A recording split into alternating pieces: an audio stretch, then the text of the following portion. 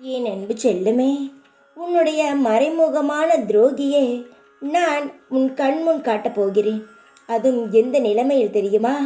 உன் காலடியில் அவனை நான் விட வைக்கப் போகிறேன்.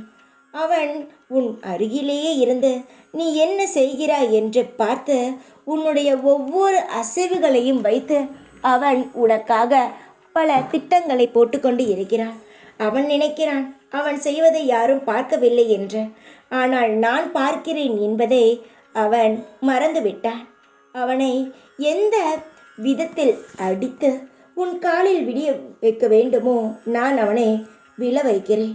ஆனால் நான் ஒன்றை மட்டும் உன்னிடம் சொல்கிறேன். நல்லவனோ கெட்டவனோ, உனக்கு தெரிந்தவனோ இல்லை உன் நண்பனோ, யாரிடமும் உன்னுடைய பலத்தையும் பலவீனத்தையும் காட்டாதே. அது எப்பேற்பட்டவராக வேண்டுமானாலும் இருக்கட்டும். உன்னுடைய பலமும் பலவீனமும் தெரிந்தால் அவன் உன்னை ஈஸியாக தோற்கடித்து விடுவான். அதனால் சொல்கிறேன், புரிந்து கொள். எல்லாம் என்னால் சொல்ல முடியும், காப்பாற்ற முடியும். ஆனால் எல்லாரிடமிருந்து தப்பிப்பது உன் கையில் தான் உள்ளது. ஒரு இடத்தில் கிணறு இருக்கிறது என்று சொல்லலாம், உன்னை தடுக்கலாம். அதை மீறி நீ குதித்துதான் ஆக வேண்டும் என்று நினைத்தால் அதை தடுக்க யாராலும் முடியாது. அதை போலத்தான் நான் சொல்வேன், தடுப்பேன். அதை மீறி இல்லை இவன் நல்லவன் தான் என்று அவனிடம் சொல்லும் பொழுது எல்லாமே திசை மாறித்தான் போகும். அதனால் புரிந்து கொள். யாரை நம்ப வேண்டும், யாரை நம்பக்கூடாது என்றெல்லாம் இருக்கிறது.